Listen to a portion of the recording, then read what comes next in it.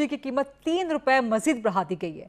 70 रुपए पहले है तो अब ये कम से कम 75 रुपीज चली जाएगी। बजट इसमें टैक्सेस वगैरह डाल के 80-85 का यूनिट। तो यानी कि क्या आप 100 रुपए यूनिट बिजली करना चाहते हैं सिर्फ अवाम के लिए? आप फैसलाबाद से बिलोंग करते हैं, फैसलाबाद में पीएमएल सीटें नहीं जीत सकी। सालाना ये पेमेंट करेंगे तो ये आम आदमी का टैक्स वाला पैसा किधर जाएगा? अब इसका क्या प्लान है? जो आज जो बड़ी बड़ी अनाउंसमेंट्स हुई हैं, कुछ के साथ हम रीनेगोशिएट करने जा रहे हैं, कुछ के साथ खत्म करने जा रहे हैं, कुछ आईपीपीस के साथ मुआहदे। आजम शहबाज शरीफ का कहना है सस्ती बिजली और महंगाई में कमी के लिए जामे मंसूबा बना रहे हैं। तमाम उमूर पर हुकूमत, इदारे और सिपाही सालार एक जान दो कालिब की तरह यकसू हैं। और जनाब, आवाम को बिजली का एक और जोरदार झटका। नया पुराने जून 2024 की फ्यूल एडजस्टमेंट की मद में बिजली 2 रुपए 56 पैसे फी यूनिट महंगी कर दी।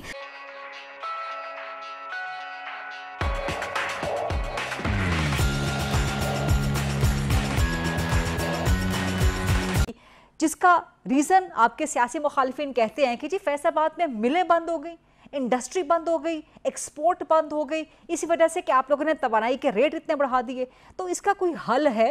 आईपीपीस के मामले पर भी मैं आपका कमेंट चाहूंगी, आबिद साहब। जो बिजली के बिलों की देखे बात है वरीदा, जो हमारे जमाने में जो मैं 2 मिनट में वो ब्रीफ करके मैं फिर आज जो आपने सिचुएशन के हवाले से बात की मैं वो बात करता हूँ। नवाज शरीफ साहब के दौर में जो बिजली का शॉर्टफॉल था 14,000 मेगावाट, वो हमने ब्रिज किया।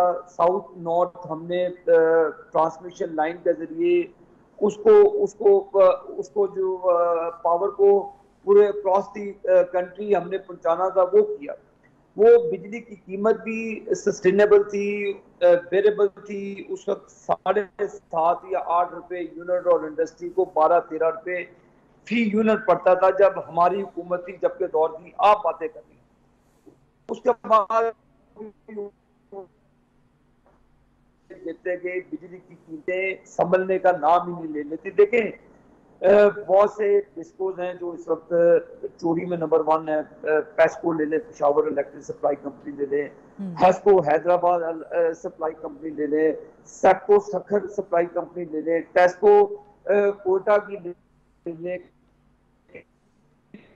और आप यहाँ से बिजली की जो आपको कीमत जो पे करते हैं वो कितने % आपको आती है। उसके बाद आप देखते हैं गंडापुर साहब जाकर बिजली घरों पे जाके कब्जा कर लेते हैं। तो ये वो चोरी के पैसे हैं जो ड्रेन हो गए हैं। और हमने वो जो आईपीपीस के यूनिट की बात करनी है, जो हमें जो बिजली लेते हैं, तो वो कीमतें बढ़ती चली जा रही हैं, इसका अतराफ नहीं किया। मेरी जो अपनी नाकस अकल के मुताबिक ये जो हमने उस वक्त दियानी बादशाह डैम जो नवाज शरीफ साहब ने शुरू किया था, देखें हमने जब बास्केट प्राइस, अभी 1 सेकंड लूंगा, देखें जो बास्केट प्राइस है, अगर एक यूनिट 200 का पैदा करता है, एक 70 का पैदा करता है, एक 60 का करता है, अगर तरबेला मंगला 1 रुपए या 1.5 रुपए का करता है, जब वो बास्केट प्राइस आप करती हैं तो वो जो कंजम्पशन है उस हवाले से उसका बिजली के जो यूनिट्स है उसका तायुन किया जाता है। देखिए, इस वक्त मैं बिल्कुल अवाम की राय के साथ खड़ा हूँ।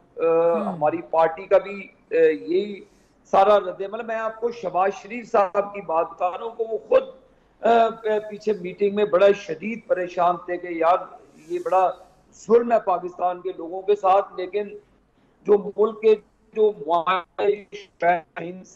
पार्टी IMF के साथ करके गई है, अगर उधर देखें तो मुल्क गिरता है, इधर देखें तो अवाम ऊपर चढ़ती है, तो सारे दलदल में फंस गए मुल्क समेत। तो मैं समझता हूँ कि आईपीपीस को बिल्कुल रीनेगोशिएट करना चाहिए। उनको कहें कि जी आपने बहुत पैसा कमा लिया, मुल्क के लिए ये बंद होना चाहिए। ये 1 सेकंड का काम है हुकूमत के लिए। बाकी जो आपके जो G2G प्रोजेक्ट्स हैं, हुकूमत को चाहिए मेरी राय के मुताबिक गवर्नमेंट ऑफ चाइना से भी बात करनी चाहिए इस पर, और इस पर बात करके उनको उस पॉइंट टर्म्स पे लाया जाए जिससे पाकिस्तान की आवाम को रिलीफ किया जाए। क्योंकि IMF कभी नहीं चाहेगी कि ये सब्सिडी दी जाए। हम अपने मामला को दुरुस्त करके बिजली की कीमतों को में कमी की जा सकती है।